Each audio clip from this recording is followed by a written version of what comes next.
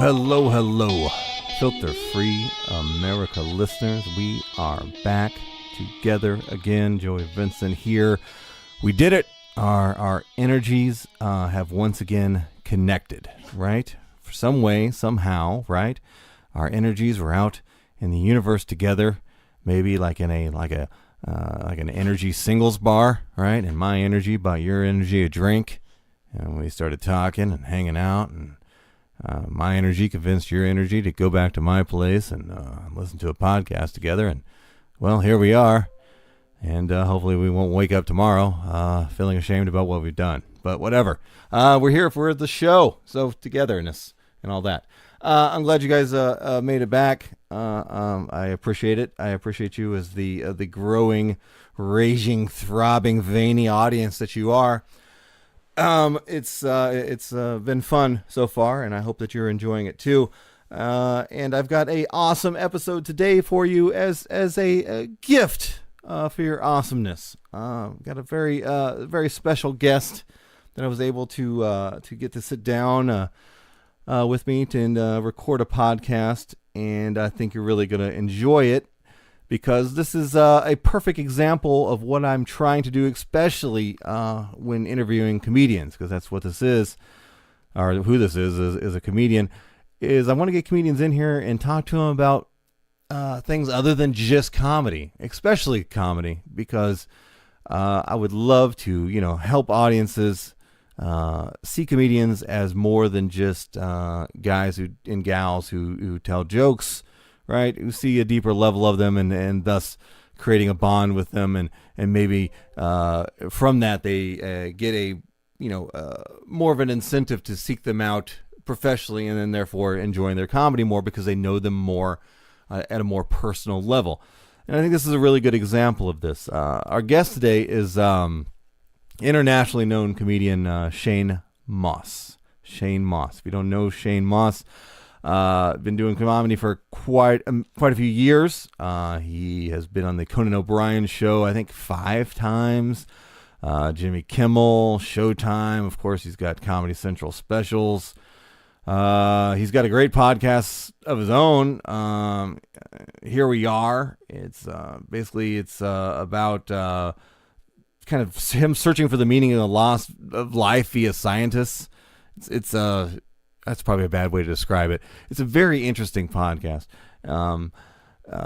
It's called Here We Are. It's a 5-star rated podcast on iTunes. Definitely one you should check out. But again, aside from doing stand-up, he's also right now in the process of doing these live shows that incorporate both a little bit of stand-up and interviewing with and talking to scientists live on stage. In venues, and it's called the show's called Stand Up Science, and it's been very popular so far. I mean, he just when he was in town here in Minneapolis, he was recording an episode. That show was of course sold out. I think the next one is I guess October 21st in Milwaukee, or did that one already happen? I don't know what today is. That one's sold out, whatever, if you're going to that one. He's going to be in Des Moines, Iowa on the 25th. There's a few tickets left for that one. And then the show's going to Portland, Seattle, Tacoma, and Washington, D.C. And I'm assuming tickets are all still available for all of those. But you can, find out more information about that show, of course, at his website. And I'm unprofessionally just now looking up it is what I thought it was. It's ShaneMauss.com. ShaneMauss is the spelling. I'm going to spell it one more time. ShaneMauss.com. It's his first and last name, ShaneMauss.com. Go there and you can find out all the details about the different shows. You can find links to his videos and the whole 9 yards. But I'm going to assume that if you're following this podcast, if you're a comedy fan at all, you know who Shane Mauss is. Brilliantly funny, and as I discovered, just brilliant. I enjoy talking to smart people, to people who have thoughts that are deeper than just pop culture, that are deeper than just everyday life, and he is exceptional in that case. So what is it that we're going to talk about? That honestly, as when the podcast starts, you'll understand is hard for me to explain. I did with Shane what I do with most of my guests is like give them an opportunity to tell me what do they want to talk about. I kind of set up some basic parameters of what I try to do with this podcast and say, hey, look, I'm especially with comics, I was like, hey, look, you're a comedian. I don't want to talk about comedy. I want to talk about anything but comedy. Do you got a crazy experience in life or a specific topic that you would like to talk about? That's, something different, something unexpected that the audience maybe doesn't see coming, that, give a little bit more of a personal look of who you are. And of course, he immediately had an idea, and he sent me his topic idea, and I'm not afraid to admit, I didn't understand it, right? I didn't understand the words individually. I didn't understand it. But it was basically, he wanted to talk about a theory, and that was his term, it's a theory that he's working on, that, let me see how I explain this properly, that he thinks that the human body may be having allergic responses to our modern world, right? Human body may be developing allergic responses based on, changes in our, environment and world around us. Okay. I don't want to go too much of into scripture like that because I know I'm going to describe it completely wrong, but I hope that's enough of a tease to keep you in there. But it's very interesting. And, it's something he's legitimately, talking with, definitely greater minds than me, but other, scientists that are involved in sciences that apply here. He's talking with, and the idea is being kicked around. And this is something that obviously he's very passionate about. And as he explained it to me, it started making a lot of sense to me. That being said, I'm kind of an idiot. So, yeah, either or, it's still very interesting to consider. And, I've heard a lot worse. So, if you're a Shane Mauss fan, if you're a fan of his comedy, his podcasts, and things like that, this may be something new for you. This may be, you maybe not have heard this from him. And this may be a great opportunity for you to get to know Shane at a little bit deeper level of some stuff that he's working on in his head. So that's kind of cool, right? Let's see. We'll have to think of a name for this episode. It's going to be. I think that'll be a pretty easy one. But let me real fast. Let's knock out the sponsor and get that over with. As you guys know, our sponsor, our one and only True Blue sponsor is simplewebsite.us. Simplewebsite.us. Simplewebsite.us. And you guys know who've been listening to her for a while, simplewebsite.us is a place that you need to go if you're considering building a Squarespace website on your own, right? Now, we've all been told Squarespace website's pretty easy to build. Anybody can figure it out. It's not a problem, right? And that's true. Even I, could probably have figured out eventually, given some, a year or two and, maybe a staff of chimpanzees to help me, I could probably figure it out on my own. But it was much easier for me to turn the job over to simplewebsite.us and allow them to do it for me. That's what they do. If you want to, you just say, hey, look, I don't want to deal with this, right? I, like Joey, have questionable intelligence. I don't want to do this. Do it for me. Or you are a very busy person. You don't have the time. And you just want somebody else to do it for you. Talk to, simplewebsite.us. That's what they do. They are like the middleman between you and Squarespace. And they've done these websites, countless amounts of times. They've learned all the tricks, right? All the little tricks to do things, do it efficiently and properly, and they can help take the vision of your website and make it a reality via Squarespace very simply, right? And again, you don't have to pay them to do the whole 9 yards either. They can also just help you with minimal things, like you may have maybe one or two questions. You just need a little bit of help with one specific angle of your podcast. They'd be more than happy to do that as well too. Or get this, if you want to still do it completely on your own, but you would like to maybe get some tips, right? Or review some video courses that explain certain aspects of the building process. Well, guess what? If you go to simplewebsite.us, they have some free tips and some video courses there for you. Feel free. It's a buffet of information. So, yeah, simplewebsite.us, that's the sponsor. Please go to them. They support us, so you support them, and therefore you're supporting everybody. Yeah, so is that everything there? Oh, I got to promote the show again. I got to do this every single episode until the show happens, because the show is very important to me. Don't forget, if you're going to be in the Twin Cities area on November 9th and or 10th, please come join me and along with headliner comedian Tom Simmons at Syphilis. I can't believe I said that. I got that confused with some test results that I need to review for later. At Sisyphus Brewing. Yes, Sisyphus Brewing. Brewing at 712 Ontario Avenue, West, Minneapolis, Minnesota. Again, November 9th and 10th. The headliner, again, Tom Simmons, extremely funny. Definitely on my list of top 10 slept-on comedians that aren't a household name yet, but that should definitely be. If you have not seen Tom Simmons yet, don't know who he is an extremely brilliant comedian. Super funny, tremendous joke writer, and just a hell of a human being. Super good person. And like I said, a brilliant joke writer, which makes him a stark contrast to my act. And I'll be featuring for him. So I'll be telling my dumb jokes beforehand. And then also, as an extra treat, especially if you're a regular podcast listener, the MC for this show is going to be who is a headliner in his own right, which is great. That even the headliner is a high-level comedian. He was a former guest of the show just recently. The MC for the show is going to be Daryl Horner, which is fantastic. So it's going to be Daryl Horner is going to be opening up the show. It's going to be me in the feature spot, and it's going to be comedian Tom Simmons headlining the show, and it's going to be fantastic. A wide range of material types. I, of course, a little dumber and a little dirtier. Tom Simmons, very brilliant, very thoughtful, extremely funny regardless.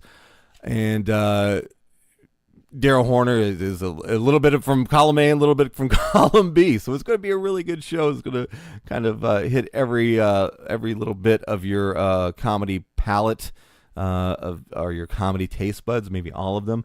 I'm just rambling at this point. But anyway, November 9th and 10th. Now, tickets. If you want to get tickets ahead of time, and you need to, because this is kind of a smaller venue, and that's by choice. We wanted a kind of a small, intimate setting because both Tom and I are recording for future CD releases, so we wanted to make sure the number one, the rooms are going to be sold out, and we wanted a certain an acoustic level that was really going to capture some good laughter and things like that as well too. So that's why we picked this kind of the smaller venue. Only seats, I think he told me 80 to 85. Unless, I've got some really super, super big fans. Maybe it's like 75.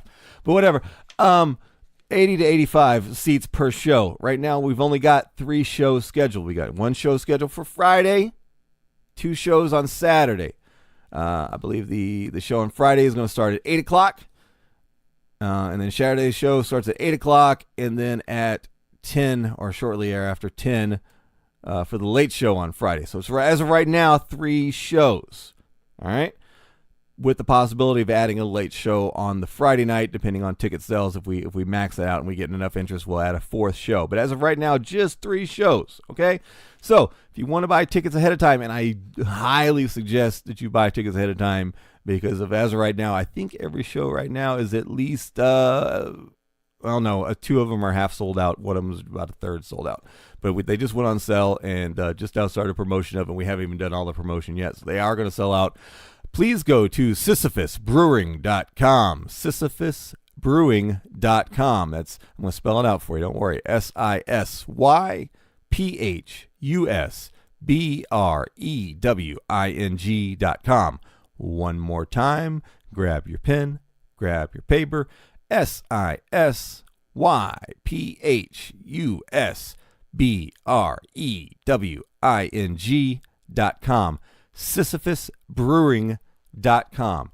You go there and you go to the events tab and you can directly buy tickets right then. Lock in your seat. You got nothing to worry about. Okay? Again, buy them early. Buy them early. Buy them early. Tom doesn't get to this part of the country too often, so it's a great opportunity to see him. I, of course, am here all the time, but I want you to come there because I am going to be recording a lot of some of my older material that I'm going to basically put to rest and for a future CD project. And I'm going to be so happy that I don't have to tell those jokes anymore. Anything else I need to tell you about that? November 9th and 10th. As of right now, 3 shows. Sisyphus Brewing is the location. Tom Simmons is the headliner. I'm the feature. Daryl Horner's the MC. 712 Ontario Avenue West, Minneapolis, Minnesota is the address. I think I gave you enough information there. And also let me brag on Sisyphus Brewing too while we're talking about it. And I want to do that every time because I absolutely love that venue. It's been that venue has been one of the ones that have been instrumental in my and when I left comedy for a couple years and came back, as far as getting my feet wet again and getting my timing back and everything. I've been hitting up their open mic very religiously, and that's another thing, an option you have. Every Thursday night, you can go there and get some free comedy. That's what I forgot to mention. These tickets for the show. I'm sorry, it's in the morning time and I'm an idiot. I told you. The show I'm doing with Tom on November 9th and 10th, the tickets are only $10. Only $10, which is based on average comedy show prices, about 50% off. You know what an average show ticket is going to be, especially for somebody like Tom Simmons. Again, we're not trying to make money here. We're just trying to, defer the cost of Tom's travel and the recording costs and break even here. We much rather just want to make it as affordable and accessible to, to awesome, cool comedy fans like yourselves. Get you in the door. So it's $10 a ticket. That's cheap. Anyway, back to the other stuff. Sisyphus Brewing every Thursday night. You go there. There's a free show. It's an open mic. It's hosted by my good buddy comedian Corey Adam. Completely free, completely awesome. You see traveling headliners. You see headliners that are local. You see working comedians that are here locally. You see brand new comics, or you can sign up and you can get on the list and you can try comedy for yourself too. It's a fantastic open mic. And I cannot stress enough how great the comedy environment is there. You hear the term brewing, you think bar, you think comedy in a bar, and you think horrible comedy show. And guess what? Oftentimes, comedy shows in bars aren't the best, right?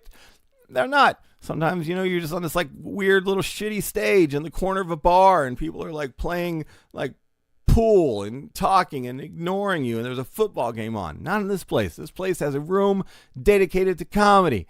I mean, they like comedy that much. They say, hey, you know what? We got this fantastic brewery here. Let's just build a comedy room, do some comedy, and it's took off. It's awesome. I always say it's like the mini Acme Comedy Company. Acme Comedy Company, one of the top 5 comedy clubs in the country. Perfect comedy environment. This place feels like it, but it's just a smaller version of it.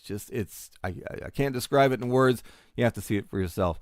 And of course, then they have, paid shows there every Friday and Saturday night. So it's a great little kind of secret comedy spot that's basically not becoming a secret much more because it's getting, more popular and more popular. Bigger headliners are showing up there. And comedy fans are loving it. So support that room as well, too. Even if you can't make it to Tom and my show on November 9th and 10th, but if you happen to find yourself in the Twin Cities or if you live here in the Twin Cities, go to Sisyphus Brewing. Go there. Check it out. They have got awesome craft beers. They've got my absolute favorite kombucha I've ever tasted on the planet. I love it. Whatever. It's good. Okay. Another 20-minute intro. I'm sorry. I had a lot of business stuff to take care of. And plus, a lot of that was explaining the, Shane Mauss deal. And I think that deserved some time, too. All right. Let's hurry up and get into this episode because I'm rambling, and I'm really bad at that. So I apologize profusely to you guys. What are we going to call this episode? Let's see. He wants to talk about the allergic response to things, modern world. It's his theory. I don't know.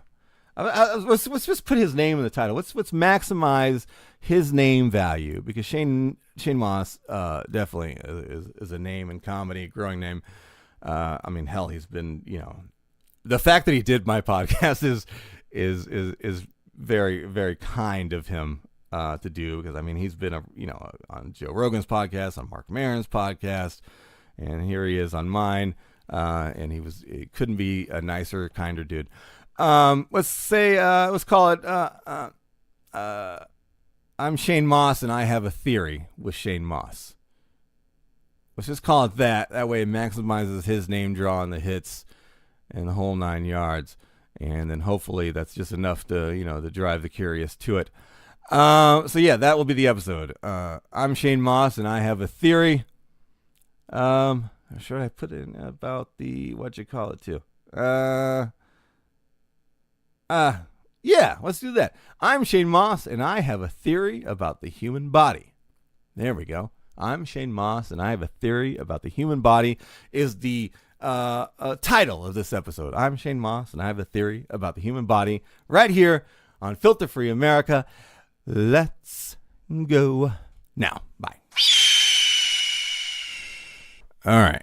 So I was super curious about the topic when I said, well, give me some ideas of what you want to talk about. And you send me a bunch of words, and they're all words that are very interesting, and I have no clue what they mean. So this is the first episode where I'm at a disadvantage. I don't know what the hell we're going to talk about. So I'm turning it over to you. This is now Filter Free America, hosted by Shane Mauss, and I'm just here looking dumb. So go ahead. Yeah. You shouldn't feel or look dumb, because this is kind of my own idea, borrowing from several different findings within academia that I'm connecting, and then kind of running past some people. And I don't know how valid this theory is, but I think it's interesting, and I think it's potentially pretty important, and something that I think would be worthwhile to get out to the public. And so the general public, the general premise is, so I have a science podcast called Here We Are. I interview scientists about life and why we behave the way that we do. So rather than talking about like physics or like how cool space is or whatever, this is like we talk about the day-to-day stuff, and the things that affect that, including mostly evolutionary biology and psychology, which is how evolution has shaped our preferences over time. The reason why you like certain foods is because they are the right mix of sugary, salty, and savory. Those were three very good indicators of finding rare nutrition in the environment that we evolved in. And now we have access, rather than coming across a fruit tree from time to time, or some wildlife to hunt here and there, and kind of scraping by and having these senses that developed to really seek out any bit of sugar that it could possibly find because it was rare. Now we have all of the sugar and all of the salt and all of the fat we could stuff down our face. This is new, and so this is never our ancestors were never obesity wasn't really a thing that happened in our ancestral path.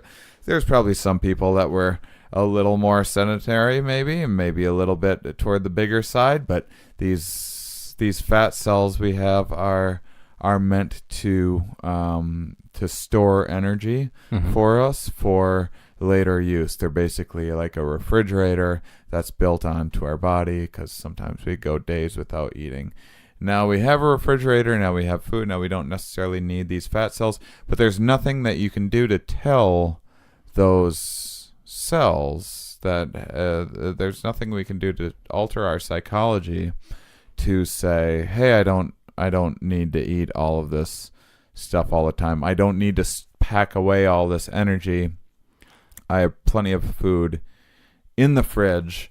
And so this is all like pretty well well studied Right. stuff. So obesity is this modern epidemic, and that's why it's just a byproduct of our evolved preferences. Well, so far you're hitting all the right notes for me, because I was, up until 2 years ago, I was 404 pounds. Holy smokes! I'm glad you're not 404 pounds anymore. Good for you. Who are you telling, man? Yeah, it's a light years difference. So I totally follow you on this. So basically, what you're saying, we're pre-programmed to our bodies, bioengineered to want certain things, store food, and that's all kind of survival. All cold weather's coming, our body kind of knows to go into like a dormancy mode to store things. But now in these modern times, we don't need that anymore, but we still do, and what I did excessively, recreational eating is what I called it. Well, in our past environment, you would want to absolutely gorge yourself on any food that you did come across that was like a real hearty source of nutrition. I mean, even when early hunters were eating animals, we were typically people think scavengers. It's we're typically kind of, some people think we have imposable thumbs or made use of our imposable thumbs. Part of the advantage was breaking open bones to get to the bone marrow, because nothing else was eating it. So this is we're now living in abundance, and now abundance is the very thing that is now causing all of these things like heart disease and all these things that basically didn't really exist in the world that we were built for and we evolved from our primate ancestors. And so this is evolution that's been shaped over millions of years, and evolution works very, very slowly. And even once there's agriculture and everything, there was some people doing quite well, but a lot of people were actually worse off than hunter-gatherers, because they're just eating corn rather than having a variety of foods. And so now all of a sudden, for the first time in human history, you basically have as much food as you want. You might say that sounds nice if you're like someone who's struggling to get by and provide for their family or whatever, but your average hunter-gatherer, if you gave them a Costco thing of ramen noodles, like they wouldn't believe it. It would just be the most amazing thing that they'd ever seen. And so we are kind of mismatched for our modern environment in many of these ways. So basically, the world that we've built for ourselves, which is very intuitive, we needed resources. We found ways to get to accrue more food, to accrue more resources, to eventually store food. All this stuff made sense along the way, but our biology, our technology advances very, very quickly. Our biology advances very, very slowly. Something like lactose tolerance is about 10,000 years ago, I think about 5% of humans were tolerant to lactose. Now 95% are, but that's over 10,000 years, and that would be considered a very dramatic evolutionary shift. So this is how small these changes are happening. So there is no real way to program, without like genetic engineering or something like that, a baby, to program these fat cells to turn off. Okay, you're blowing my mind with all kinds of like ideas now that you got me on this path thinking about this. So think about this now. What's one? Okay, gluten, the gluten allergy type deal. There's different. I just watched. I can't think of the name of the documentary I just watched on Netflix about carbs and gluten and all that. There's this. It's just basically talking about how horrible grains and breads are and things like that. So would it be? Are you suggesting that maybe things like allergies, like gluten allergies and things like that, is that maybe our body is developing those to help fight back the food that we're bringing into our bodies, like the negative foods, like because we're taking it in so much, negative carbs and negative breads and things like that? Yeah, I wish that were the case, but no. Okay. I'm actually saying almost where I'm about to go with this, where I haven't gone yet. Okay. That's a perfectly logical explanation to think of, but what the reality is pretty counterintuitive, and if you follow it further enough, is a little bit more troubling than that, I would say. So we have when we talk about allergies, what happens is you smell dander, you eat grain, whatever in your body has an allergic response. Your body, your immune system says, "Hey, this is a threat to this is a potential toxin." And so let's set off all the defenses. Let's get inflammation going, and everything like that.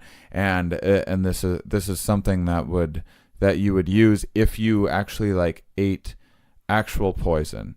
And this is actually a mistake. There is, I'm not saying like gluten or anything is good for you necessarily, but the allergic response itself is as hard and as painful as it is for people to experience. It's a false alarm. It's the immune response itself that is creating the problem, not the thing triggering the actual alarm, the actual defense response. So what's actually happening is there was in our past environment, there was endless amounts of microbial and parasitic threats. There was, if you're out and about in nature, there's ticks around, there's, you're stepping in all sorts of different things, feces, there's mosquitoes, there's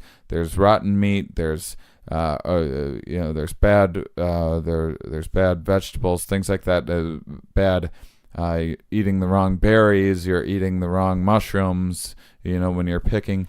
And so your body needs to be ready to defend itself against an actual threat. You eat a mushroom that's good for you, terrific. You eat one that's bad for you, things can go wrong in a hurry. You better be ready to throw up.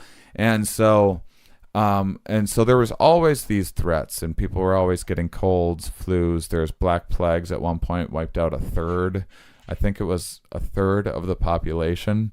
1 out of 3 people dead. I mean, it's you can't even imagine what that would have been like. And so we have, so how our taste, much like we have are driven to seek out things like sugar and salt and fat, we are also driven to avoid potential threats like rotten meat, for example, is a good one. Rotten fruit, because parasites get it. An apple has a nice crunch to it. That's because it still has this membrane, this outside intact. No worms, nothing like that has gotten in there and taken over and broken things Would down. also be like reactions to odors and things too, or yeah, okay. Absolutely. The smell of feces. This is why feces smells bad rather than good, Right. because you want to stay the hell away from that stuff, as far away as you can. And there are things that are bad for us that we haven't evolved any kind of detection for, like say carbon monoxide. This is a brand new thing. It doesn't have a smell to it, and so now with these new modern, like say a natural gas or something, if there's a leak, they have they've added scents to it, so it smells a bit funny. So you detect that, but evolution did engineer us in that same way. That engineers now have to do things with modern technology. This just happened over the course of hundreds of thousands of years. And so in our ancestral past, you simply couldn't, you're settling down in your hut or whatever, your cave. I don't think they lived too much in caves, actually, despite the caveman cliche. But you couldn't, there was no amount of cleaning or anything like that that could have ever possibly been done to eliminate all of these all the bacteria in the environment. And so your immune system evolved to battle these threats. And so throughout human history, these threats were, say, let's just throw out an arbitrary number. Say there was 10, or say there was 100. We'll stick with 10. Say there was 10 threats per day that your immune system would have to be ready for. It would defend itself against. I go to shake your hand. You had a cold recently. My immune system fires up. I never even noticed that it happened because my immune system took care of that threat, and still does this all of the time. But say there was 10 a day, and now our technology. Now we have sanitation, we have cities, we have sterilization practices, we have an understanding of how microbes work and how parasites work, how insects transfer diseases. These are things that our ancestors didn't have. They were, doing cult rituals or whatever anytime there was a just grasping at straws for any sort of thing that they could do to gain control over this. But now we have things like Lysol, that you can go and you can clean a surface, you can wash your hands, and you can understand and you can learn about washing your hands and the importance of using soap and friction and heat to eliminate bacteria. And we know all this stuff now. And now, rather than 10 threats in your environment, again, just an arbitrary number, now let's say there's one. And that's probably there's probably at the most 1/10 of the number of kind of parasitic and threats in our environment. But our brains have still evolved these preferences in detection for and these various alarms in our heads for detecting 10. And all sorts of things can go wrong in the brain.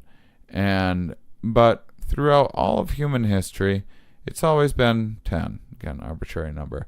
And now all of a sudden it's only picking up 1. So something is maybe happening in the brain that's going, why are we not detecting 10 threats in the environment? I mean, sure, you have a few good days in a row, okay, but no one goes this long with only 1 threat per day or less. This is something is wrong here.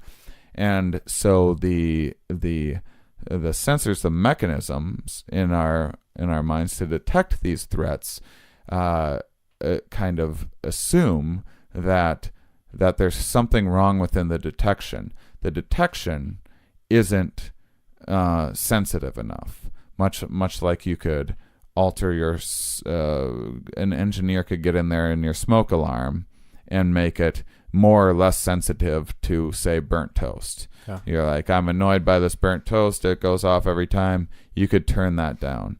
And in fact, they don't. This is part of this kind of negativity bias. The reason why they don't do that is because the cost involved of a fire alarm going off is that it annoys you. And that's costly and that's irritating to people, consumers of smoke alarms.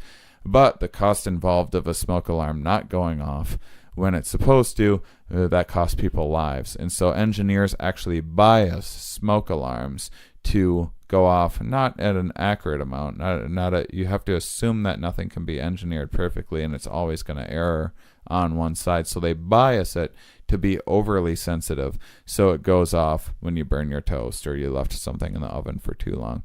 And our evolved mechanisms have done the same thing. And so because there's only 1 threat, it adjusts kind of the criteria for threat detection and becomes overly sensitive and sensitive enough until it starts detecting 10 threats. And so it just starts searching more and more for threats that aren't actual threats. And then that's what an allergy becomes, is now you go and you pet a dog or you pet a cat or something like that. Really? There's this dander stuff. There is actually nothing wrong with dander. Dander is not an actual threat. It is not going to harm your immune system. But that threat detection device within your head and within your immune system has altered itself in a way to detect threats that are not any semblance of a threat. You know what I'm saying? Yeah. And that's basically what an allergy is. So that's kind of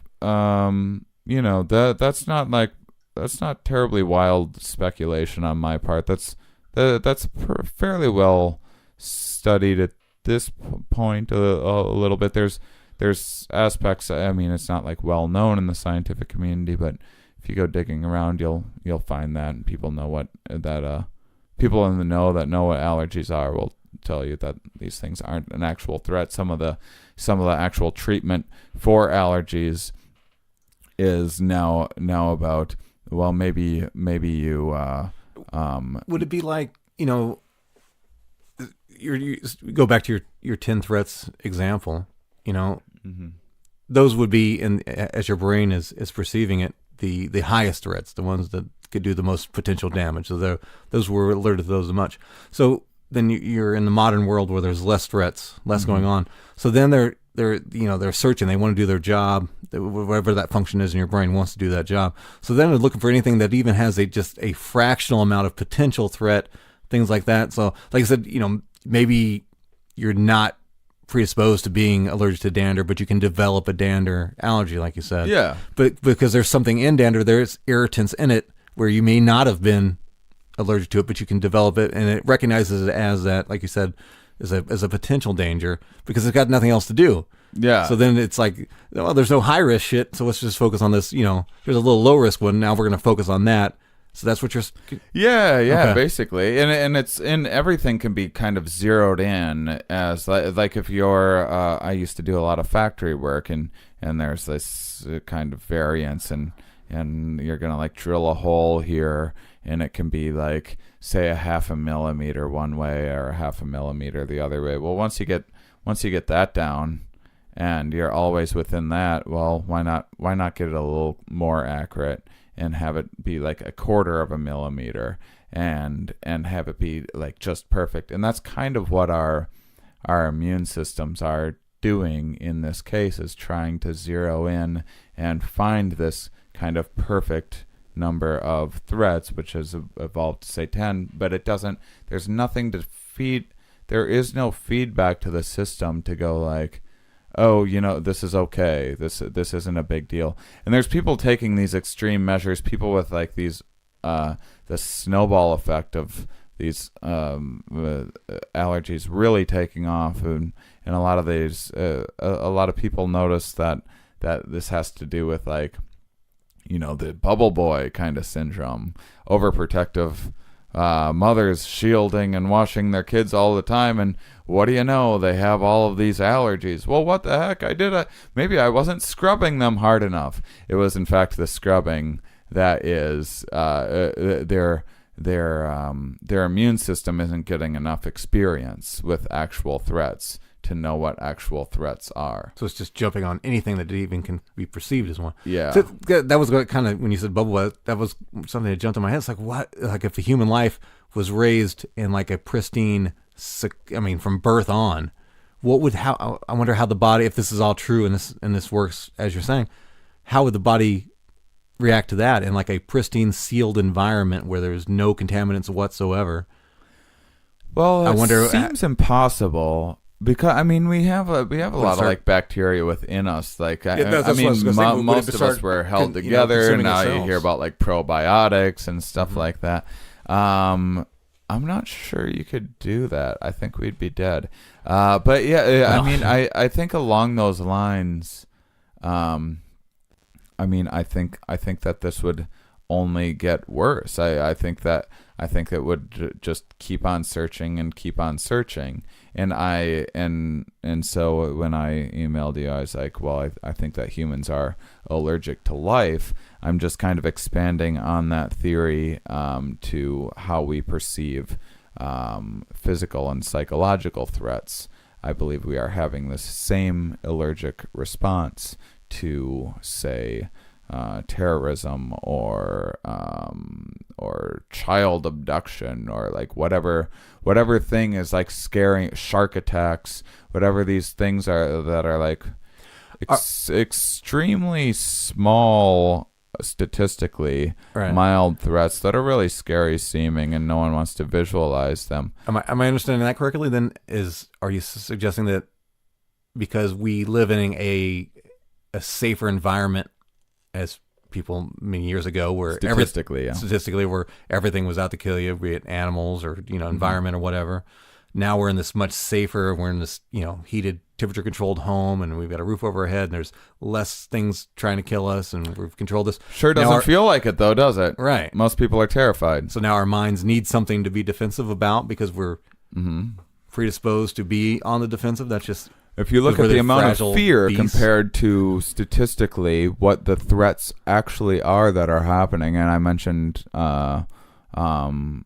child abduction probably just because I was in Wisconsin. There's something, my phone was blowing up yesterday with some child abduction alert. But that's just the thing is people. I have some friends about to have their first child, and they're very bright people, and this is this isn't like a smart or a dumb thing or any. This is kind of within human nature. I think this is what we've evolved to detect. But if you ask most people, I've had these conversations lately, like, well, I remember we used to run around in the neighborhood, and your parents would yell when it was dinner time, and you'd come and you'd eat dinner. Too bad we can't do that with kids anymore. Well, kidnapping rates are way down from when we were a kid. Way down. Plus, you could put like a GPS device on your child. Yeah, I was going to say, it's like if you're a kid, it'd be way harder to kidnap somebody now. Way, way, way harder. There's cameras everywhere. Now you get Amber Alerts.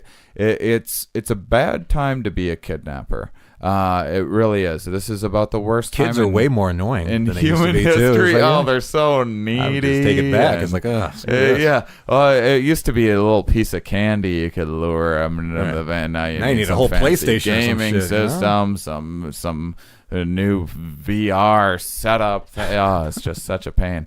But it is. This is still, if you talk to your average person, they'd be like, well, you can't. Well, these days you can't. In the good old days, you used to be able to do that. You can't do that these days. But why is that? It's because people are perceiving this as a more threat. And why are they perceiving it? Because they're seeing it. If you turn on the TV, you're seeing it more. You might read about an abduction in a newspaper or whatever 50 years ago once in a while, or if it happened in your town or something like that, which was probably hardly ever. But now, if there is a child abduction in Paraguay or something like that, last Thursday, like, it's all over the news 24/7. There was a child in Paraguay who got kidnapped. No, that's a horrible thing. I don't mean to dismiss. These are all we should strive for a perfect world, crime and free, and kidnapping free, and murder free, and all of that. I'm not saying that these aren't bad. I'm not saying that terrorism isn't scary or any of that. But it's absolutely not even statistically relevant compared to the actual threats which we aren't evolved to perceive, which is things like cancer and heart disease and Alzheimer's, especially these things that we didn't really evolve to. A lot of these things evolution couldn't weed out, like Alzheimer's and cancer, because by the time you develop it, you already bred. So there was nothing within the selection process for evolution to weed those things out. There's rates of child cancer and everything, but they're statistically quite small. Right. Not enough for evolution to do its real work on. And so then what happens is, now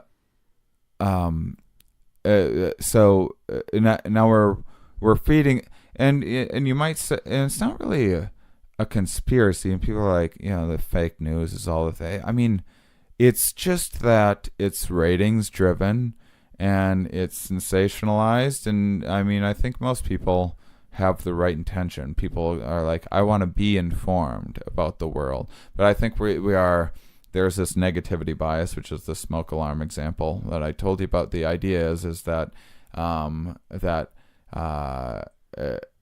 death only needs to get you once, Right. and it's over. But a good day, yeah, there's always going to be more opportunities for good days. If you miss out on having a good day, you don't seek out the reward on this particular day or whatever, and you don't chance that, well, maybe there'll be another good day coming up. If you die today, that's it. There's no second chances with death. And so our systems, our threat detections have been altered to err toward the side of caution. Speaking again to the psychological angle of it again, and you mentioned, seeing things in on the news and the response time and how quick we see things now. Do you also consider like the evolution of like entertainment and media, how that played a role in it too? Because when you look back into the old time when there was printing press days or simple newspapers or maybe radio or things like that, there was such a limited amount of information coming in. Mm-hmm. So it only does so much, manipulation of the mind or the psyche. But now there's so much. I mean, you and I both have these brilliant computers right next to us that we can get whatever we need right here, pumped into our heads, and we've got computers and radios, and all our cars have radios and everything. So we're constantly getting all these streams and feeds that are multiple times stacked on top of each other, so many more times of information coming into our brains. Right. So our brain just can't help but to process it, just because of the vast amount of it now. And then all the movies, every movie, I mean, the kidnapping, if you want to talk about the kidnappings, there's how many movies are there with kidnapping plot lines, or how many movies are there with terrorism plot lines, and all this stuff is just, constantly pumped in through even just, fictional type stuff. So it just gets implanted. So our brains can't recognize something in our brains it's just there. Yeah. And I'm not sure. I think that there's parts of our brains that have a difficulty registering what is reality and what is not. Almost definitely. on TV. And I mean, a lot of things have happened. One is that there was, I think early on with the news, I mean, there was always like a sensationalized, like, oh, read all about it, and man loses 2 limbs, and Right. There's always, you want to sell that paper. There was always incentive. You're the paper boy. You want to sell that paper. You're going to talk about the craziest, most attention-grabbing story in there, and you're gonna yell about it at the top of your lungs so everyone can hear you. And this is just part of human nature, about what it kind of takes to get our attention. But what drives our attention is something that wasn't very well understood back at the advent of newspapers and whatnot, things like it. Because I think there was, especially within, like, say, economics, there was this idea that we are these logical creatures, and so you'd have these mathematicians and whatnot, or newspaper people being like, here, we'll report on reality, what's going on out there, the news, or we'll predict that people will spend money like a robot would, like in these very thrifty economic ways. You save a certain percent. You can run a computer model and see which way the computer comes up with using this money in the most effective way.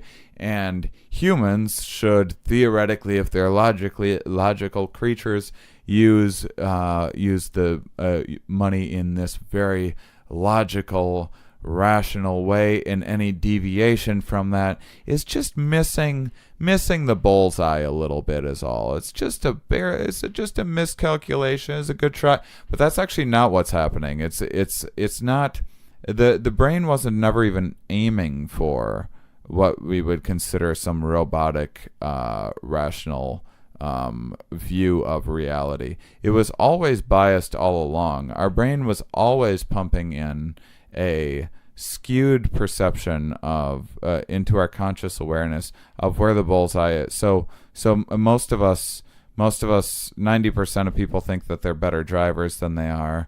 Most people think they're 20% more attractive than they actually are. And you can say this and there's individual differences. People have self-esteem issues, everything else, and we all have some things that we're very good at and have a high sense of self-worth at, and other things that we have a low sense of self-worth or low confidence. And but there are reasons why the brain has fed an inaccurate picture of that. Which in that case is because if you're say a guy who thinks he's, or a woman, doesn't really matter, who thinks they're better looking than they actually are, that's a little boost of confidence. You might go out there and seek out a potential mate who's actually a little bit out of your league, but who knows? You get lucky sometimes and you find someone on the right example. time. Yeah, by far. And then, but our fears are biased in those exact same ways. So, like, one of these alarms that we're talking about goes off in our head, and it doesn't. It's not some picture of reality. It's the brain probably has the ability to calculate what the actual probability of that being an actual threat is, but then what it does is it feeds your consciousness, your reflexes, your emotional states a biased story about what that is. And so now so the point is that newspapers probably in the past were actually trying to provide an accurate picture of reality, and that was within the model of also if you provide people with an accurate picture of reality, they will buy more of your papers. In whichever paper can provide the most accurate version of reality, people will buy that paper the most. I think that's kind of how people thought along the lines. But now, so I know a bit about behavioral economics, and I know enough to kind of sound fancy and smart on a podcast. You know who knows way more about this shit than I do is marketing companies. Mm-hmm. Marketing companies have many of the top minds and thinkers in these fields that they're paying a lot of attention to what drives humans, what their desires are, what they want to see. And so now, rather than being like, we want to get the most eyes, so people will give the most honest reporting because that's what people respect is honesty. They're starting to realize, well, actually what people respond to is scary shit. And if you can put some real scary shit on the screen, people won't be able to take their eyes off of it. Just like people can't take their eyes off of the one car that's flipped over on the side of the road. The thousands of cars you didn't pay any attention to. The thousands of cars that are driving along just fine. The reality of the situation is that almost everyone drives to work each day and has this very, very uneventful drive to work. And you'll never see any news organization report on it. I mean, maybe one or two people might make that point eventually if they're just,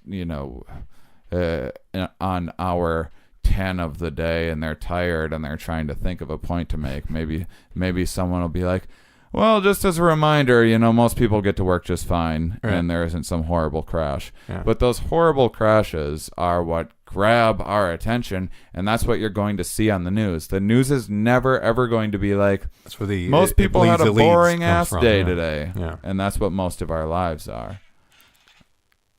Now, talking about the, paying advertising companies, which are essentially psychological scientists, learning how to, manipulate the mind to, mm-hmm, to make it do something. Like, whenever we hear a commercial like what's McDonald's, dun, dun, dun, dun, dun, I'm loving it. That's we automatically know to say I'm loving it at the end. Why do we know that? Because it's been programmed in our brain, because somehow they figured out a way to stamp that into our minds.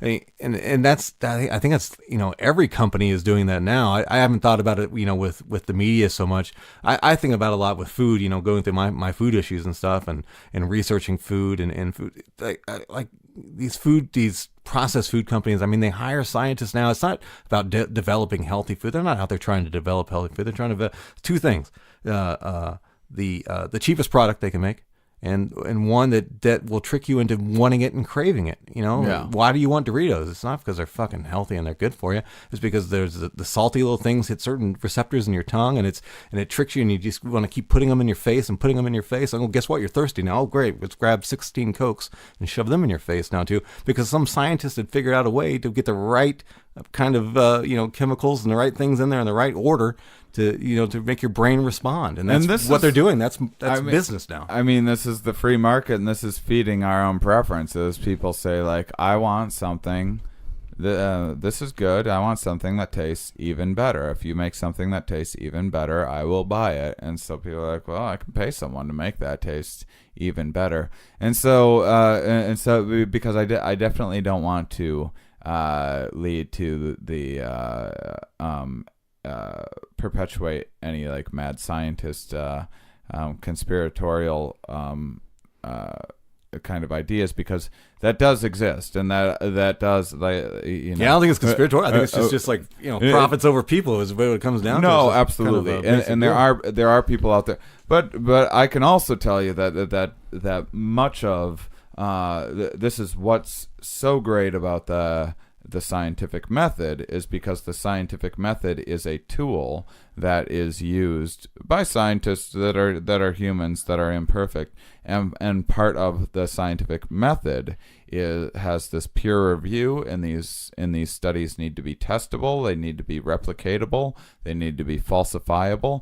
And so there are scientists out there that any oil company can pay someone enough to be like, hey, climate change isn't real.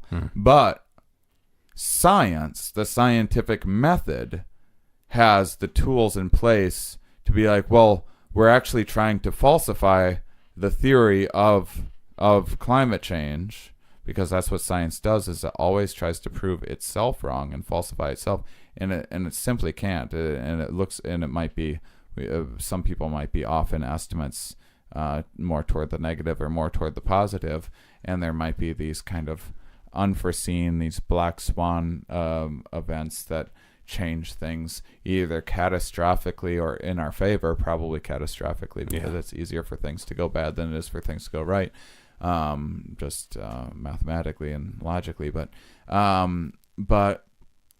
definitely, like, I'm also, like, as I say all this, I want to make sure that people know, like, I talk with scientists for my living now, and I've had 200 on, and I go to their tiny ass offices. I'm in your basement office right now. This is I imagine you're not like the wealthiest man in the entire world. This is a bigger office than I've ever been in any scientist's office. I mean, these are people, and I've been to most scientists. Some of them live in some okay home, some decent homes. I think I've been to like maybe one who like lives in a mansion, and that's because he is also a successful music producer. Oh, okay. and it wasn't. He didn't invent something or come up with some major discovery that you can was like make an app or something like that, and whatnot. But the scientists that I've talked to, and I don't think it's just because that I'm happening to stumble upon just 200 the poppers of the science world, 200 in a row, just happened to stumble upon just the 200 good ones out there. All right. I think that these are people that are actually passionate about getting down to the bottom of the reality of this world, and they are trying to warn people about what marketers are doing. It's just marketers are showing up to their, marketers are the one that have the incentive to go to a psychology conference and pay attention to a lecture and go, ooh, how can I use that to sell a product? Right. Your average person could, anytime they wanted to, they could be like, instead of Sunday football this week, I think I'm gonna watch some TED Talks and read a book. And anyone can do that. It's just that that the incentives aren't as clear to people. I think that science is very counterintuitive, and I think it doesn't necessarily jive too well with the human and the benefits of it aren't clear haven't been made clear enough to some people. Whereas if you can tell people, hey, if you spritz lavender in your store, people might be more inclined to buy your product. People will be like, oh, okay, science. Oh, I'll spritz some lavender if that means I can put a little extra money in my wallet, if that's what it means. But if science says hey, the reality is we might need to charge a little more for gas. There might need to be a carbon tax so that global warming doesn't potentially destroy us all. Right. Not to be too apocalyptic. Now I'm having an allergic response to threats, but Well, I think but that's as they say, inconvenient. Right. Well, I think a big part of that too is the reason, the science that we do know about, the developments or discoveries or whatever, more often than not are going to be ones that have profit potential, and that's because there's once that happens, then there's a marketing budget available, Mm-hmm. right? And there's no market budget available for negative, oh, you got to stop using this oil, it's destroying the environment, or you got to start, doing this, because that costs the economy money. It costs rich people money and makes less money. So they're not going to spend money to tell people about that. Hey, we've got to stop making all this money. Yeah. Off this really cheap, It certainly makes product. a few people money. Yeah. That are in dying industries. Yeah. And holding on to their fortunes and limits new people from creating a new wealth through nuclear or solar or wind, or new things that we haven't thought of yet. But yeah, And not to mention they're spend plenty of money, bashing the alternatives and things like that too. There's also budgets put in place for that too, to make these new ideas or new things coming in or alternative, suggestions about anything that's going to cost them money. They're Right. spending money to negate them. Just And then this idea of jobs will we get more jobs? Well, what do you mean more jobs? You mean you want to work longer hours? You mean better jobs, right? Right. Isn't that what you actually want? Is better jobs, less hours, more pay, more vacation, more fulfilling, more freedom, more say, more control in your own destiny. Isn't that what you're not just? I don't think anyone actually wants just jobs for the sake of jobs, but that's all you hear about is more jobs. And there is this such a cliche go-to political promise. and now. it's just a one of those horrible program things. one. Why the yeah, fuck would you want more jobs? You want less jobs. That's why we're making robots. That's why we're making things less efficient. So we don't we what, we have less fucking, who has less jobs? Horses have less jobs They got than it easy ever now. because of fucking cars. Uh-huh. You want to create jobs. You can fucking walk around with a rickshaw if you want to, but it's fucking foolish, and you're breaking your back for no reason whatsoever. And it's just this fear-based, because people have bills to pay and people are nervous about their income. Mm-hmm. Let's have an honest income. You're worried about your paycheck. Say paycheck, not you don't give a fuck Your average person does. Ideally, you don't want a job. Ideally, yeah. You would just like a pile of money. I love my job, and I would say I'm a pretty self-motivated person, and it can be frustrating at times. I don't always feel like doing it, and I do think that more people will be more self-motivated. But that's a quality job, not just a fucking job. I did a lot of factory work. Nothing against factory workers. I worked with many of them. I love them. Feel bad for a lot of them because fuck, that is awful work. But yeah, I also I think that oh man, I had a few different points I was going to make, but I kind of forget the sorry, I got tripped up. I'm getting a little tired. I have one thing that is necessary to know about is the stress response system. If I don't know where we are in terms of time wise, but that's the least, or that's another last little piece of this puzzle for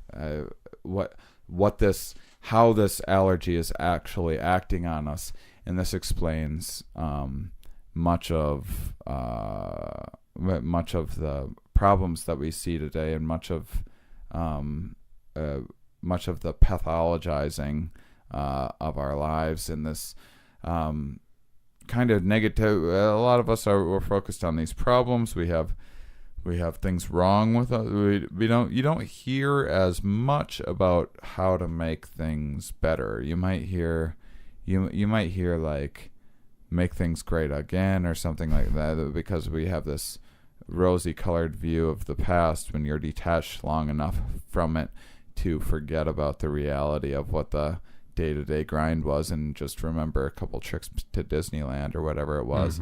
And now you measure that against the reality of your current situation, which seems miserable to you because life was always, let's face it, not that easy because it's life.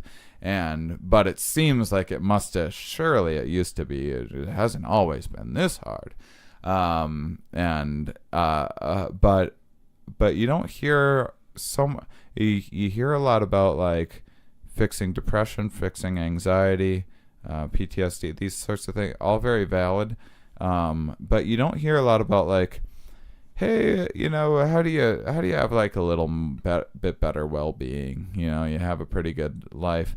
How do you make it just like a little bit better even? Like that's not something that gets studied a lot even within academia. And I think this has to do with everything that we've been talking about, but also the stress response system. So to understand the stress response system, and I apologize because I feel like I'm just giving you a fucking hour-long lecture, so just jump this is great. I'm soaking in. It's nice to be on the receiving end. I just like, I never get a chance to just work through all of these ideas. This is the perfect content for this show, so you're in the right spot. Okay. So this is good. So the stress response system works very simply in pretty much every mammal, and probably most all living things on Earth. But every mammal has a similar thing. So it goes either your so there's a very good book all about this called Why Zebras Don't Get Ulcers.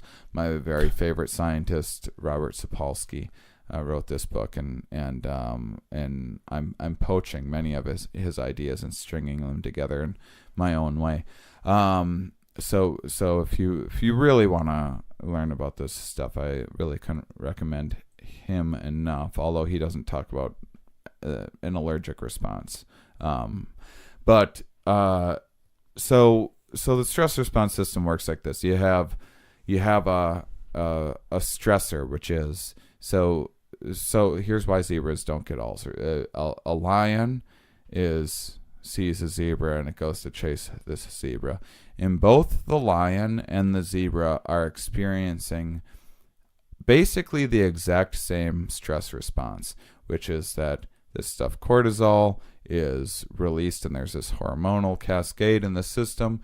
And all that does is a very fancy way of saying that all that does is it delegates energy. We all have a finite amount of energy, and what this hormone response does is it delegates energy to different areas. So none of us can be doing all of the things all at the same time. So it evaluates what is important, and it prioritizes. And so the stress response prioritizes energy and allots what energy is available from fat cells, and for example, to the muscles to mobilize them to run, to get the hell out of there, or to catch the thing. Right. Either way, it's doing basically the exact same thing. One's the predator, one's the prey, but the exact same fight or flight hormone of the fight or flight system is being triggered in the same way. And what's more important here is what's not being used. What's not being used is the sex response, or the reproductive system. This is no time for a boner. This is like, you don't really need to digest your food right now, so you can shut down digestion. And this is no time to sleep either. We're going to want to stay awake for this one. No napping right now. And also, in terms of when it comes to something like as sophisticated as a human, this isn't a time to start trying to learn a second language or learn a new hobby. Right. You just want to get the fuck out of it. Like, this is life or death. And so all the energy is going into that. So there's no like real long-term building projects happening in the body. This is no time to work on like our emboldening our immune system to growing muscles or anything else. And you just want to get the hell out of there. You want to stay alive. And then but the difference between humans and most mammals is, and this is why zebras don't get ulcers, is zebra gets away, and then so the stress response system is called the sympathetic response system. Don't ask why. No one knows. It's stupid. But the reverse response is called the parasympathetic response system. So now there's a new hormone cascade that happens that is this kind of, just call it the relaxation response. It dials everything back down in your body. So now you can start digesting your food again. You can go back to hitting on ladies again. Do those other things that an organism needs to do to survive and reproduce. And so this is this is this still happens in humans. If you go on a roller coaster, you freak out for a minute, and then that parasympathetic response happens. You get off. Whew, okay, you made it. And there's like kind of this good feeling afterwards. People talk about stress like it's this negative thing, but the stress response is actually, it's meant to protect you and can feel good in certain instances. But the trouble is with humans is that we can think so far into the future that now we're not just stressing out about this fight or flight. And like, is this snake in your office about to jump out and bite me right now? That would be an acute stressor, and this is exactly what the stress response system is meant for and does really, really well. An acute stressor. Run, get the hell out of there, get away, dial it down. It's really good at that in every species, including humans.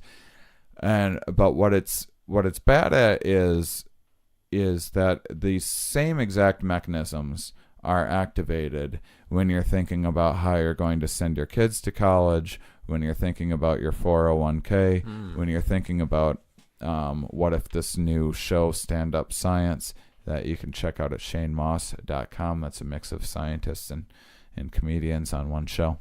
And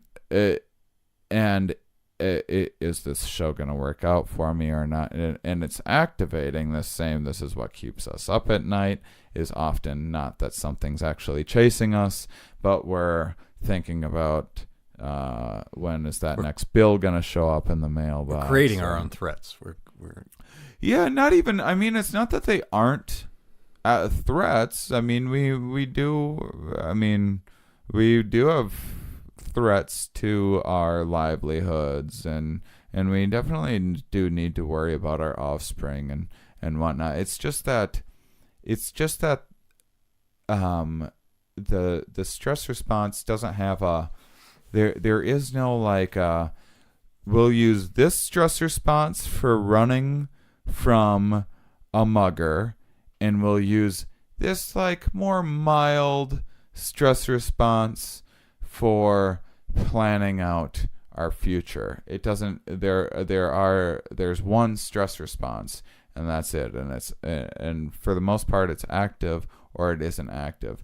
And because we are able to think so far into the future, and because we have this negativity bias, and we perceive more threats than we see opportunities, what happens is the stress response is staying active all of the time. So what that means is that a parasympathetic response, that more normalizing, relaxed state, is not being activated. So your digestion is getting all fucked up. Your sex drive is getting all fucked up. You're now having to take boner pills, and you're getting ulcers, and that's also any of these long-term projects, in terms of like, well, maybe I can elevate my status if I read a little more. Maybe I can learn some new skills or something like that might help me in the future. There's not going to be a whole lot of future planning when you're just really, really stressed all of the time. It narrows your vision, and it makes you short-sighted, and that's what kind of the fear response was meant to do, and rightfully so. But now we're applying this narrow vision and this short-sightedness to something like what's going to happen 20 years from now. And short-sightedness and tunnel vision are not good for making 20-year plans. And so all of this is combining into now combine kind of all these ideas together, and you have something like a panic attack. And what a panic attack is that there's this part of the brain that detects a threat. It's not an actual threat. It's this conceptualized threat. And who knows what we all have a lot on our minds. But I might be talking and saying all this right now, but I have other things cooking in my mind that I'm not that aren't at the surface right now. And one of those kind of alerts say like I forget that I have to go to Office Depot to pick up mailing lists or something for my show tomorrow, or something like that pops into my head, but I'm not really consciously aware of it, and it sets off this stress response, this panic. And then what happens in this stress response, this cascade of hormones, one of the things that it does is it makes like your palms sweaty, you get nervous, your palms start. So there's this physiological response to a stressor for a number of reasons.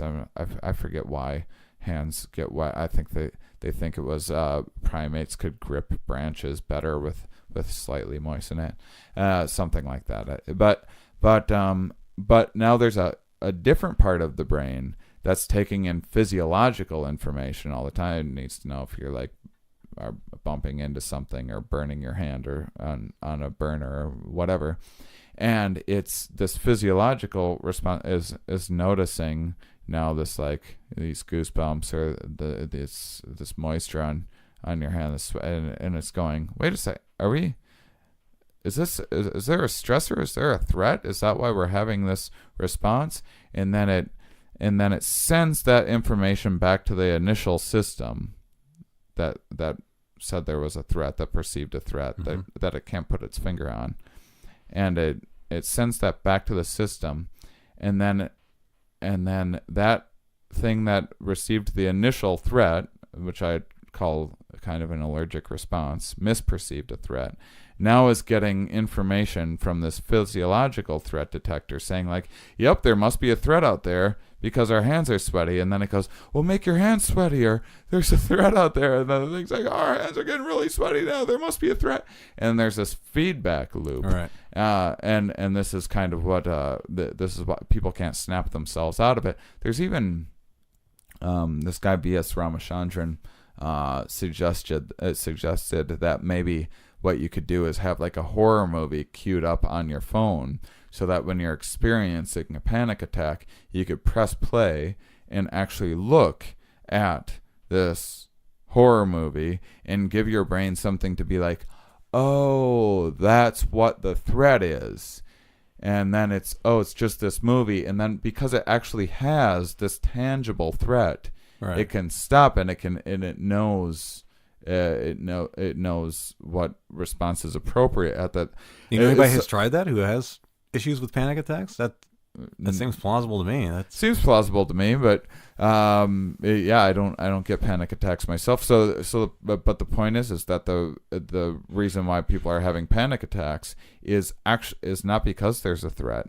It's actually because there's not a threat, right, and the system is searching for a threat. Okay. And I think this is what's happening with. I think people are experiencing chronic stress all of the time, and I think this is what's causing most of our anxiety disorders, if not some depression issues as well. Depression's a tricky one though, so I wouldn't take a chance and say that. So that's the gist of my and there's, I could use a bunch of different examples that would validate that, but we all tend to validate our own takes on things. Right.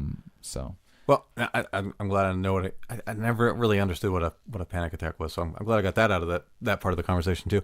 But how does this play into? And I think this kind of goes along with that angle of what you're talking about there with the stressors, and that there's manufactured stress in our life now. It's manufactured. It shouldn't be there, and right.